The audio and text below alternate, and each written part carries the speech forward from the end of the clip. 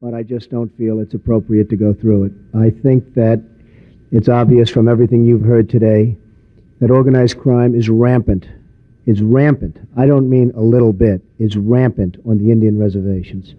People know it. People talk about it. I watched the process in today's world. And so I think we've got to separate a number of different issues here. Some people don't like Indian sovereignty at all. It simply rubs them the wrong way, that there are rights that are accorded to the Indian nations of this country. Other people don't like competition from what now has become successful gambling on Indian reservations. And other people just don't want to hear about it.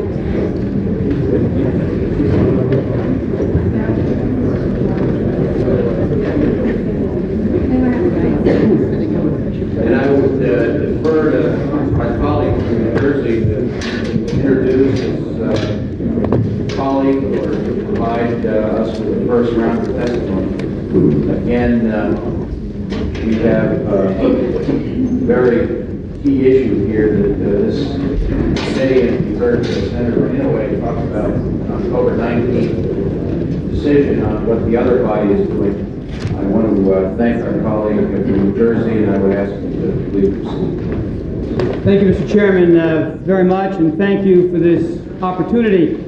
I'm before you today to share both my thoughts with you on the question of Indian gaming, an industry important, been a parasite on businesses that have legitimately attempted to operate in my state, and indeed been an embarrassment to many parts of our community. On many accounts, we are close to breaking the back of organized crime. But an extraordinary irony is arising. Just as we find that family after family they are being broken, it is my own judgment that a drowning mafia is being tossed a lifeline for its own survival. Unregulated casino gaming, without preventing of money skimming, he mysteriously was found dead with two friends. The Rincon Indian Reservation in San Diego County, Sam Wings Carlisi, and 8 other organized crime figures were indicted in a 15-county.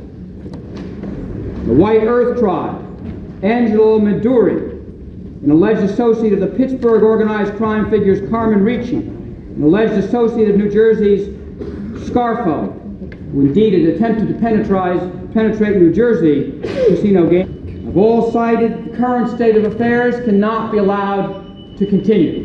This committee heard previously from Senator Inouye claiming that negotiations with the governors would solve this problem.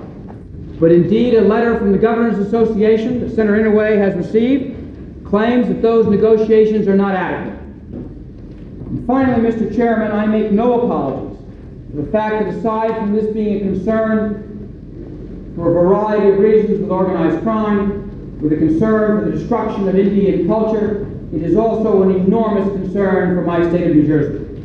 6% of the revenues of my state come from legitimate casino gaming. If indeed Americans, every American, comes to believe that casino gaming in this country is compromised. It was politically correct.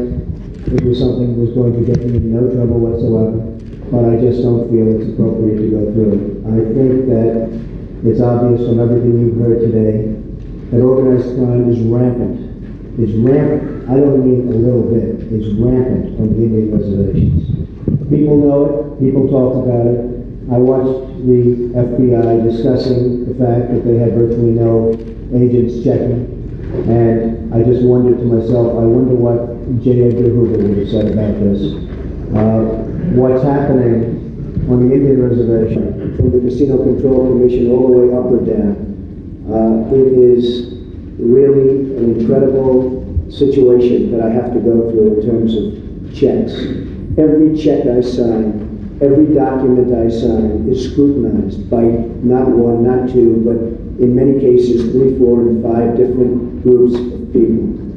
And in the end, I'm not saying that things can't be done wrong. I'm not saying that things can't happen, but people are going to get caught.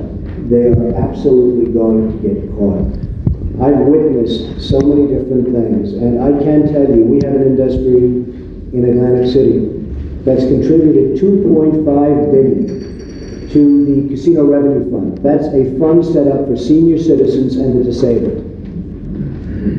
Two things can happen, and this is big money. This is 9.25% of every dollar gets sent to the senior citizens and to the disabled in New Jersey, and beyond in terms of groups of people. If this continues as a threat, it's my opinion that it will blow. It will blow sky high. It will be the biggest scandal ever, or one of the biggest scandals since Al Capone in terms of organized crime. And it's going to destroy an industry that's a legitimate industry, an industry that's watched carefully by everybody in Atlantic City. I believe that there's going to be a lot of embarrassed and a lot of red faces. But to sit here and listen, as people are saying, that there's no organized crime, that there's no money laundering, that there's no anything, and that an Indian chief is going to tell Joey Killer to please get off his reservation is almost unbelievable to me. I listen about sovereign nation. We are paying $2.5 billion worth of tax. The Indians don't have to pay tax. Nobody's more for the Indians than Donald Trump. And you asked about competing. I love to compete. Nobody likes, and I think many of you folks up there know for a fact that I love to compete. But I like to compete on an equal footing. I'm competing and paying hundreds of millions of dollars in tax. My so-called, as you would call them, would be totally destroyed. The fund for medical care and all of the other uses that this tax money is paid for would be totally destroyed. And I think that's all the other Indians throughout the United States that don't have a location of Connecticut right next to New York City and right next to Boston. Why is it that the Indians, we talk about these 300 Indians, which, by the way, was rather recently formed, why don't they make their contributions to all of the Indians? You have probably a profit on that, I would estimate, of $400 or $500 million. This goes to a total of about 300 to 400 Indians. Why don't we make contributions? Why doesn't this money get taxed? And why doesn't this money be distributed? So I listen to what's gone on today, and truly I'm amazed, and I'm disappointed. I'm disappointed as a citizen when I have to sit here and listen to people saying that everything's just peachy-dory, it's not fair.